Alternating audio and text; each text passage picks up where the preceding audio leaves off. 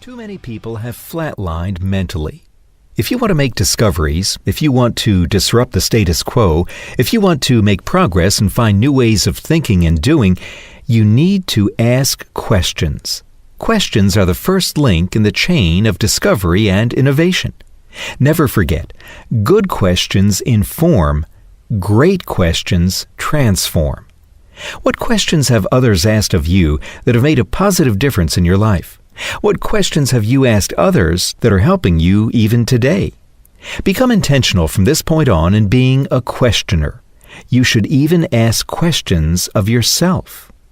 Asking the right question of the right person at the right time is a powerful combination because the answers you receive set you up for success. IBM founder Thomas J. Watson said, "The ability to ask the right question is more than half the battle of finding the answer." But that's true only if you are willing to ask the question.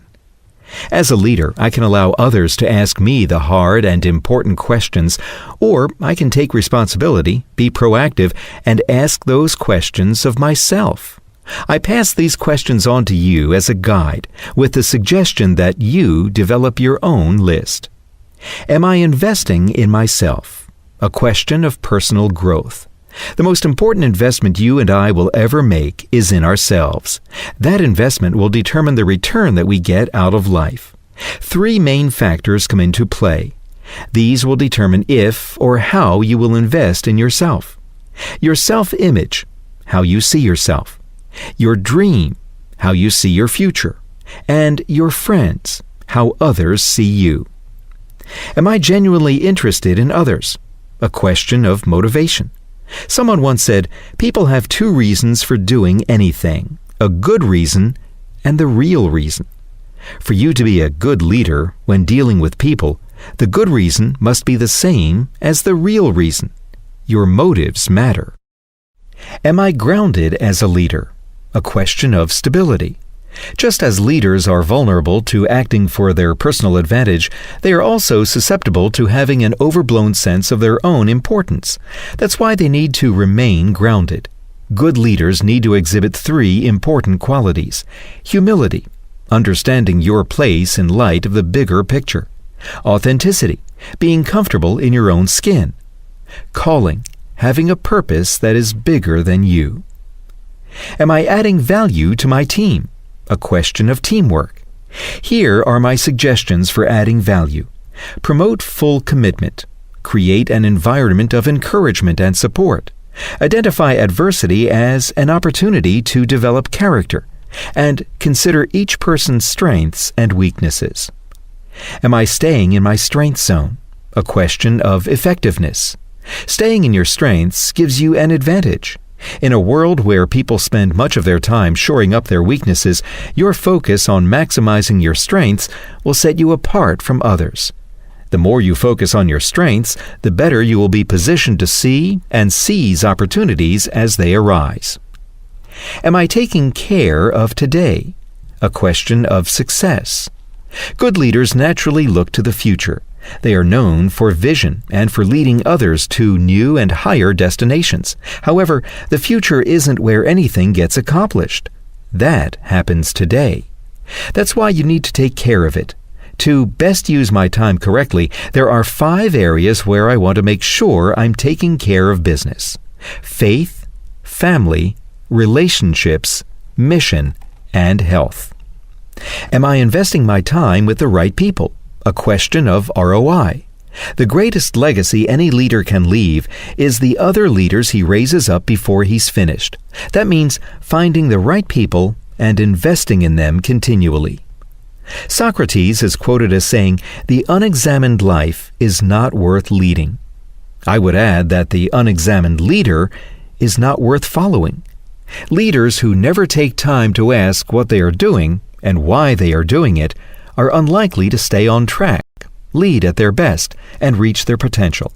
That is why we need to keep asking ourselves tough questions. I want to give you a picture of leadership that is not commonly envisioned. It's of a leader asking questions of team members and then really listening to what they have to say. Good leaders ask great questions that inspire others to dream more, think more, learn more, do more, and become more. What do you think? Mark Cole, CEO of my organizations, explains, "When you ask for my skills, you get my strengths. When you ask for my passion, you get my heart. When you ask for my ideas, you get my mind. But when you ask me for answers, you get my strengths, heart, and mind." How can I serve you? I believe leadership is servanthood. It's my responsibility to make sure my people have what they need to succeed and get their work done. If you are a leader, that is your responsibility too. Asking, "How can I serve you?" not only helps others, it also helps prevent me from developing a positional mindset whereby I start thinking I'm somehow over or better than everyone else on the team. What do I need to communicate? Success in communication comes from knowing the context more than the content. When I ask this question, I'm not trying to find out what content to deliver. I'm trying to find out who the people are, what the situation is, what happened before I arrived to speak, and how I can connect and help. Did we exceed expectations? It's not enough to simply finish a job. You need to perform it with excellence without cutting any corners.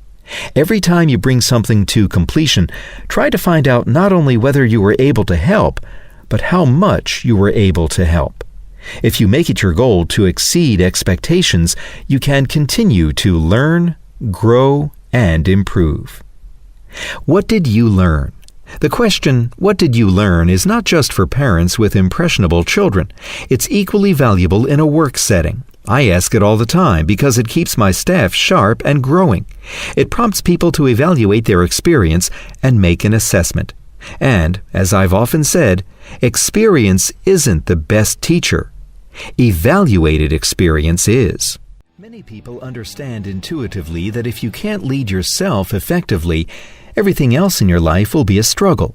Self-leadership comes first. It makes every other kind of leadership possible. That's where personal credibility is established. Some of the challenges you face may come from the way you lead yourself. You may attribute them to someone or something else when you actually need to look at yourself as the source. Why does leading myself seem more difficult than leading others? We have blind spots preventing us from seeing where we have problems and fall short. What are blind spots? They are areas in which people continually fail to see themselves or their situation realistically. Everybody has some. Few people recognize their own. While blind spots cause all people problems, they can be especially harmful in leaders. Because leaders influence others and their actions affect a team's, department's, or organization's outcomes, the problems that come from their blind spots are exaggerated. The four most common and destructive blind spots among leaders include having a singular perspective, insecurity, an out-of-control ego, and weak character. What are the most important values for a leader? Here are the leadership values that I believe are most important. Servanthood. Leading well means serving others. If you are willing to embrace servanthood, not only will you become a better leader, you will help your team, help the people your team serves, and make the world a better place. Purpose. Let your why direct your what. Success comes from knowing your purpose in life, growing to your maximum potential, and sowing seeds to benefit others. Integrity. Live the life before you lead others. When you become a leader, you must focus more on your responsibilities than on your rights. You must do more than you expect of others. If you live the life first and lead well, others will respect you, and the chances are good that they will be willing to follow you. Relationships. Walk slowly through the crowd. Leadership impact is drawn not from position or title, but from authentic relationships. How do you develop authentic relationships? You live with authenticity. You treat people with kindness and respect, and you go to where they are to connect with them. Renewal. Replenish yourself daily. If you don't make an effort to replenish your energy, feed your soul, and renew your mind, you will run out of gas. Leadership starts with influence and builds from there. Keep that in mind as you hear these questions. Does everyone have the potential to be an effective leader? Everyone has the potential to lead on some level, and anyone can become better at leading. While it is true that some people are born with traits that help them to become better leaders than others, those natural traits are only the beginning. 3 main components come into play in the development of a leader. Environment, the incarnation of leadership. Leadership is more caught than taught. Exposure, the inspiration for leadership. Plan to go hear someone you admire speak. And equipping, intention for leadership. The one thing you can do to have the greatest impact on your leadership potential is to be intentional every day about becoming equipped to lead. Every book you read, every lesson you absorb, every principle you apply helps you to become a better leader and takes you another step forward in your leadership potential. What is the greatest challenge in answering the call to leadership? The greatest challenge in leadership is making decisions that affect other people. If you want to become a better leader, become willing to make tough choices and uncomfortable decisions. Those may include the following: courageous decisions, what must be done; priority decisions, what must be done first; change decisions, what must be done differently; creative decisions, what might be possible; people decisions, who should and should not be involved. What are the top skills required to lead people through sustained difficult times? Tough times show us ourselves. The people we lead find out who they are. As leaders, we also find out what we're made of. The best way to approach tough times is to try to see them as opportunities. How you come into a leadership role matters less than how you handle it. And the key question you need to ask yourself is, why do I want to lead? I ask that question of any person who says he wants to get into leadership. If you want to help other people, your team, and your organization, you're starting on the right foot. If your desire is to fulfill a worthy vision, one that will help people and make the world a better place, you're headed in the right direction. If you're doing it to add value to others and not just yourself, you are seeking to be a leader for the right reason. How do you determine your leadership potential? Examine 4 areas to get a sense of whether it is time for you to step up and lead. 1. Pay attention to the need you see. Leadership begins with a need, not when someone wants to fill an empty leadership position. There are many needs in this world. Are there some that strike a chord in you? If you see a need that you feel a strong desire to address and it moves you to action, that is a sign that you have the potential to lead in that area. 2.